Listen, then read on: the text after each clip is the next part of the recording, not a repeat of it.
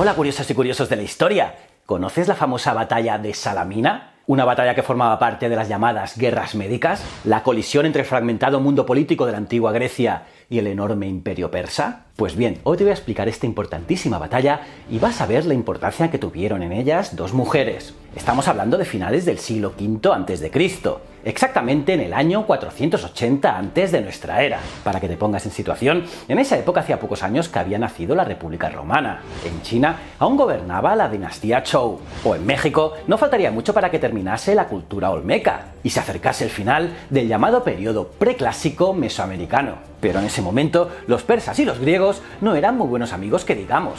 En ese año 480 a.C., ante el avance del rey persa Jerjes hacia Grecia, el general ateniense Temístocles propuso que la alianza griega bloqueara el paso del ejército persa en el angosto desfiladero de las Termópilas y a la vez inmovilizar a la flota enemiga en el estrecho de Artemiso.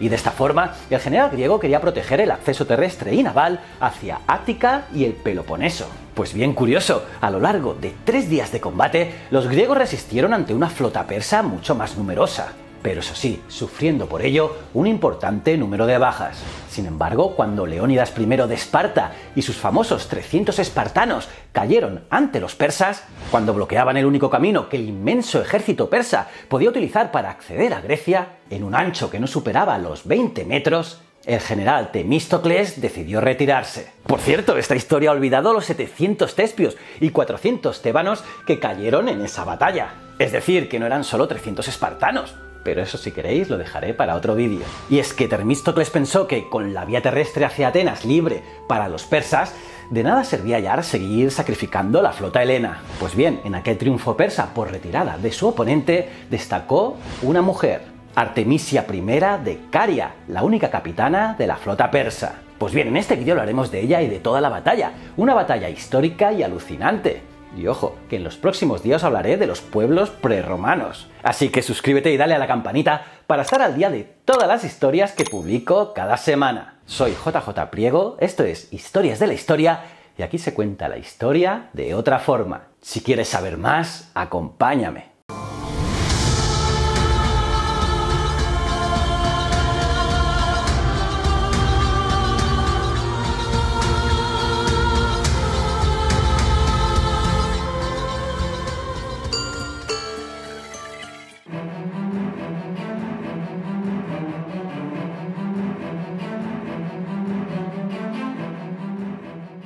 Pues bien, Artemisia, nuestra protagonista, aunque era griega, ya que nació en Halicarnaso y era la regente de Caria, la región situada al sudoeste de la actual Turquía, luchó junto a los persas. ¿Por qué os preguntaréis? Pues bien, Artemisa era hija de Ligdamis, rey de Halicarnaso, y también de una aristócrata cretense. Se trataba de una mujer de ascendencia doria, tanto por parte de madre como de padre, y los dorios eran una de las principales tribus griegas antiguas. Y Halicarnaso, la capital de Caria, era una colonia doria de Argos. Por tanto, los carios eran el pueblo de Artemisia. Pero en época de Artemisia, Caria pertenecía al imperio persa. Y como os decía al principio del vídeo, los persas estaban a palos con los griegos. Pero ojo, que algo tenía que tener esta mujer para que, incluso traicionando a los suyos y aliándose con Jerjes, hasta su paisano Heródoto la elogió continuamente por su astucia y pericia. Además, si los persas hubieran seguido más los consejos de Artemisia, seguramente la historia habría sido otra. Y es que tras arrasar Atenas, que no a los atenienses porque estos habían sido evacuados, los triunfantes persas pusieron rumbo a la isla de Salamina, que era el sitio donde la flota aliada se había refugiado. Y aunque los ojos inyectados en sangre de Jerjes ya hacían presagiar la decisión que iba a tomar, todos los capitanes también aconsejaron al soberano persa atacar ya, destrozar a los griegos. Pero había una persona que no pensaba igual. Se trataba de Artemisia, que recomendaba prudencia, pero nadie le hizo caso. Y pasó lo que tenía que pasar, que los persas cayeron en la trampa de Temístocles en los estrechos de Salamina, una estrechez que resultó un obstáculo para los persas, pues dificultó sus maniobras y los desorganizó. Y aprovechando esta oportunidad, la flota helena se formó en línea, atacó y logró una victoria decisiva, gracias al hundimiento o captura de al menos 300 navíos persas. Y de esta manera, la flota aliada griega infligió una severa derrota a los persas. En Salamina, Artemisa, al mando de 5 barcos, tuvo que tirar de ingenio para salir airosa de una situación crítica. Y es que en el fragor de la batalla, su barco se encontró bloqueado por varios navíos persas, y a la vez, una embarcación griega puso rumbo a su nave para embestirles. Así que la capitana ordenó cambiar su pabellón, izar la bandera griega y embestir a un barco persa, a un barco de los suyos. El barco griego pensó que era uno de los suyos y claro, cambió de rumbo en busca de otro barco persa. Momento que aprovechó la capitana para recuperar el pabellón persa y seguir luchando.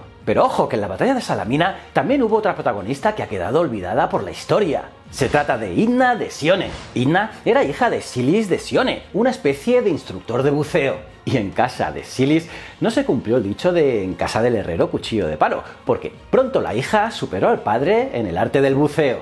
Recordemos que años más tarde, en la antigua Roma, aparecería el primer cuerpo de buceadores profesionales de la historia, los urinatores. Que por cierto, ¿queréis un vídeo sobre ello? Ponlo en los comentarios. Los urinatores era un cuerpo dentro de las legiones que además de las rigurosas pruebas y el normal adiestramiento para el combate, recibían un entrenamiento específico para sus operaciones acuáticas y subacuáticas. Entre sus labores en tiempos de guerra destacaban las operaciones de sabotaje, como por ejemplo cortar el ancla o las amarras o hacer encallar los barcos colocando obstáculos bajo el agua. Pero también hacían transportes de pequeños objetos, espionaje e incluso como correos. Pues bien, Idna y su padre Silis ya ejercieron de urinatores muchos años antes, porque según el historiador y geógrafo griego Pausanias, antes de que la flota persa se dirigiese a Salamina, mientras decidían qué hacer, en plena tormenta, padre e hija bucearon hasta las embarcaciones enemigas y cortaron los amarres y las cuerdas de las anclas, provocando que varias naves encallasen y otras se dañasen chocando entre ellas. Y curiosamente por eso erigieron estatuas de ambos en Delfos. Mola, ¿eh? Y nada, después de la dolorosa derrota en la batalla de Salamina, un enfurecido rey persa Jerjes, en referencia al valor de Artemisia,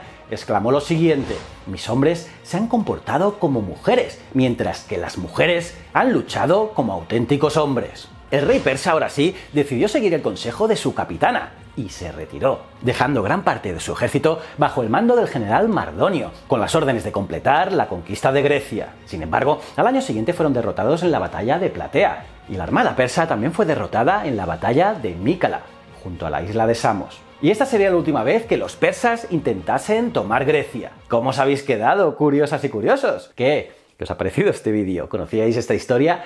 Podéis dejar todas vuestras opiniones en los comentarios. Los leo todos. Aparte también me podéis poner la respuesta a esta pregunta. A ver quién la sabe. ¿Qué dos bloques se enfrentaron en la guerra del Peloponeso? ¡Suerte a todos! Y nada, aparte de darle like al vídeo, suscribíos y campanita, os recomiendo este vídeo aquí que tenéis que ver sí o sí porque es brutal. Y si no eres suscriptor, dale a este botón. Y estos dos botones son mis otros dos canales, tanto Ciencias de la Ciencia como Easy Promos TV. Y recuerda, el conocimiento es un requisito esencial para la supervivencia. Muchísimas gracias.